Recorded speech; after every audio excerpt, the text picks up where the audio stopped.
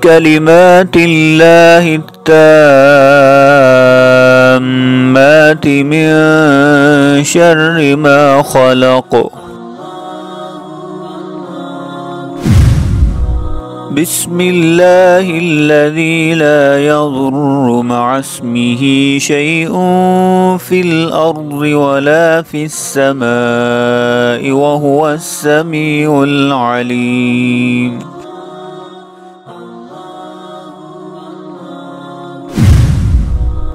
اللهم إني أعوذ بك من البرص والجنون والجذام ومن سيء الأسقام.